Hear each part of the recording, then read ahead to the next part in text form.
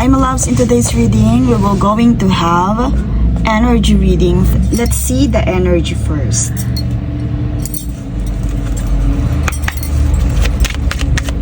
Let's see the energy. Tingnan natin.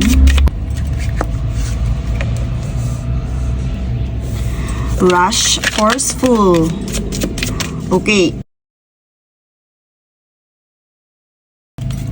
Knights of Swords in reversed. Manifestations. Dishonesty. So dito my loves ay may lumitaw ditong rush, forceful, kung mapapansin natin, nandito yung pagiging tactless and aggressive. And also, dito my loves is yung manifestations. Maaaring lumilitaw dito is nagmamadali ka sa yung mga manifestations sa pag-turn ng yung vision into reality. So dito my loves, I hear na nagkakaroon ng unfairness when it comes to accountability my loves, kasi naka-reverse yung iyong justice card.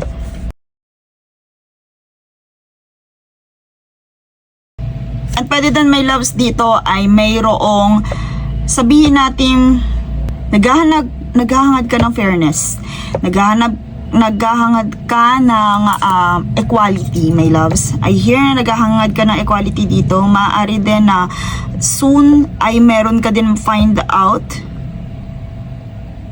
when it comes to legal issues my loves. Okay, so dito my loves, spirits are telling you na huwag masyadong magmadali at huwag masyadong maging aggressive. I also hear kasi nandito yung legal issues. Pwede din my loves na gusto mong ma-legalize lahat or meron kang mga bagay na gustong ma-legalize. Okay? And dito I hear na yung magician is gustong-gusto mo yung makita na agad. Nandun yung desire. Nandun yung sabihin nating focus mo, yung iyong sabihin nating manifestation energy ay gusto mo talagang i-push itong hustisya. Kung meron man lawsuit, kung meron ka man gustong sabihin nating bigyan ng ebidensya, katibayan. I also hear my loves, gustong-gusto mong makita or maparusahan yung taong hindi tapat sa'yo.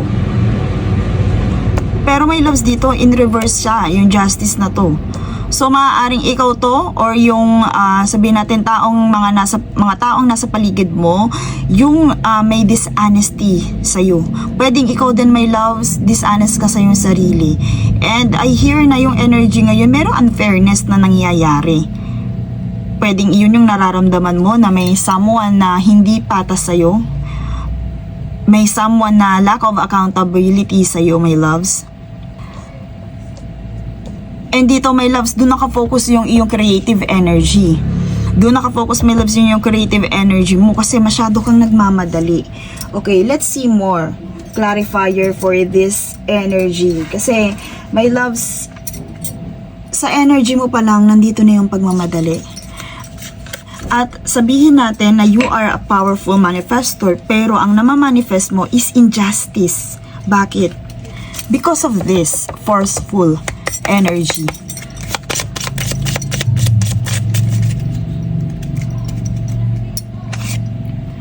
Ayan, my loves. So, lumitaw dito yung conflict. Meron ding opposition and drama. So, yung energy is hindi favored sa'yo. So, when it comes to the stability, nandito yon my loves. You can manifest stability and safety, pero maaari din my loves na iyon yung mga bagay na minamadali mong ma-manifest. And the truth will come. Okay, my loves, dito lumitaw dito my loves yung legal issues and kasi ito yung book natin. But I hear my loves, kung meron man dishonesty, eto, yung dishonesty kasi na to, double yung dishonesty dito. Lack of injustice and the truth will come, my loves, dito. So, yun nga ang nasa energy mo ngayon, my loves. You are currently involved to someone na merong sabihin natin Pwede ting ito, ikaw or yung mga tao sa paligid mo, my loves, may kinai-involvehan about the legal matter. And mafa-find out yon because the truth. So, spirits are telling you huwag masyadong magmadali, my loves, dahil nandito yung rush eh. Maaari mag-cause yan ng conflict, my loves, when it comes to your stability. Maaari din na itong legal issues na to ay may kinalaman sa pera, my loves. And dito, my loves, I hear na yung sa education na to, matututunan mo to, my loves. Itong lack of accountability, meron ditong lilitaw na aral eh. Dito sa injustice na to, dito sa unfairness or unfairness na to, my loves, may lilitaw. So, spirits ay reminding you na huwag masyadong maging impulsive, my loves, when it comes to your manifestations. Okay? So, your friend, the dog, stays faithful and true when he is close and near to you. But near the clouds, some trick is due. He may be playing a game with you. Okay, meron nga dito parang pinaglalaroan ka, my loves. Is either your friend or one of your family members or sabihin natin your special someone. So dito, my loves, the cross is a prophecy of misfortune of all sorts. The farther away, the worse it will be. Near the pain will be strong and short. Ano yung kaka-involvean mo na to, my loves? Okay, when the friendly moon shines down you from near upon your shores, he is announcing a nicer career glory. So, may kinalaman din, my loves, sa career ito. More on career. May kinalaman sa career itong mga truth na magre-reveal sa'yo. So, dito, my loves, maganda yung, kumbaga, merong injustice, may truth, and andito yung ating moon. So, dito, my loves, on glory and honor are to be yours. So, kumbaga, kahit na nagkakaroon or nakakaranas ka, may mga injustices sa iyong paligid, andyan ang moon, my loves. But dito, my loves, sa manifestations, when it comes to your stability, meron upcoming or merong nakapaligid na sabihin nating little bit misfortune. So, kasi nakalapit yung cross dito mismo sa stability, sa house. Okay? So, your friend dog, ito yung maaaring sabihin nating wala naman ditong cloud. So, wala. Kumbaga, meron ka pa rin mga maaaring kaibigan mo, my loves, itong magkokos or nagkokos sa'yo ng conflict. Maaaring malapit sa'yo itong nagkokos sa'yo ng conflict and drama na to. Stays faithful. Maaaring, my loves, merong tapat na tao sa'yo na nararamdaman din na masyado kang reckless or masyado kang aggressive or rude when it comes to this. Kasi, kumbaga, yung doggy is a loyal, they stays faithful, pero nagkokos kasi ng drama eh. Maaring ikaw ang nagkokos ng drama or itong friend mo na to.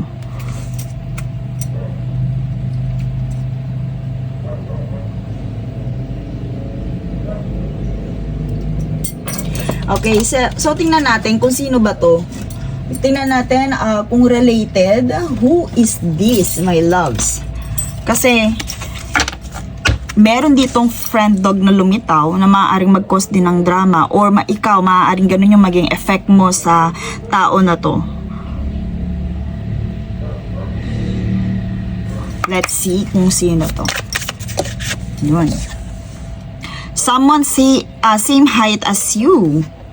So, lumitaw dito, same height as you. Maaari ding may love's counterpart mo din to with this love. Look at the boat. Ayan, look at the boat.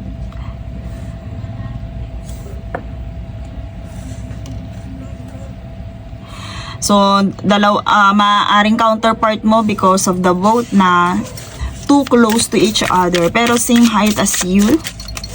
Pwede din na same position as you.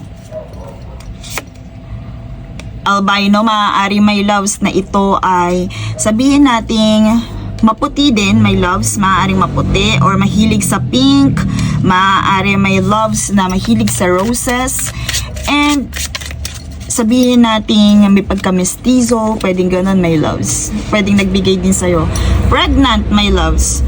So, iyan yung mga sabihin natin related dito sa energy ng dog na maaari ding nakakaramdam ng drama, or maaari din, my loves, na nagkukos ng conflict sa'yo. So, it's either between doon sa dalawang yun. Okay, so let's see the soul's action. Ano yung mga advice sa'yo ni spirits para ma-overcome mo itong energy na to na nakapaligid sa'yo. Remember kasi dito yung magician natin, upright siya. So, my loves, kumbaga, nandun ka pa rin sa yung, sabihin nating, strong manifestation skill. Kaya lang, hindi mo siya nagagamit ng tama because of this justice in reverse, my loves. So, soon, matututunan mo din yung mga bagay na yun. Madidiscover mo din kung ano ba talaga yung katotohanan about this unfairness and this dishonesty. Kasi dito, kailangan mag-focus dito, my love, sa manifestations. Kasi you are currently into your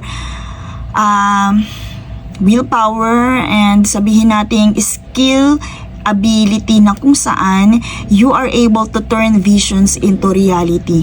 Pero nandito kasi yung pagiging rush mo or sabihin natin pagiging unfocus mo. So kung ano yung energy na nandito, my loves, malakas yung manifestations mo, pwedeng iyon ang pinanggagalingan ng dishonesty na yun. So, gamitin mo itong magician card mo na to para mas makapag-manifest ng mas favor sa'yo, my loves. Kasi dito, hindi yan favor sa'yo because of the justice card in reverse. So, your today soul's action. I surrender, I accept all that I cannot change. I release the outcome and I enjoy, trust the process. So, ask yourself, tanongin mo sarili mo, how can I surrender even more in this moment? Kaya mo bang isurrender, my loves? It is essential to have clear, strong intentions of what we desire. Desire, magician card.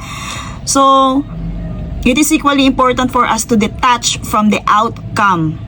So, kaya mo mag-manifest pero huwag kang masyadong mag-rush. Huwag kang masyadong ma-obsess doon sa minamanifest mo na yun, my loves. Let the universe have some breathing room for you to work. Let go of the will and trust so deeply that your trust turns into gratitude for what you cannot see yet but you know is coming.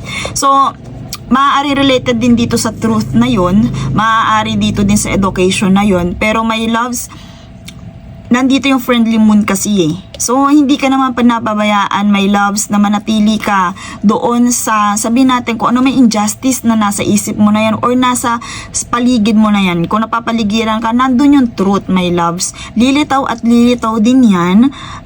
Trust the process. Sabi nga, let go of the will. Trust so deeply. Medyo doon ka sabihin natin, maaaring kulang ka sa trust, my loves. Kaya ngayon nagkakaroon ng conflict and drama, opposition regarding this. Kung sino man tong loyal, faithful dog na to, my loves, nagkokos ito ng conflict, itong energy na to. Okay? And that's all for this reading. Thank you so much and see you in my next one.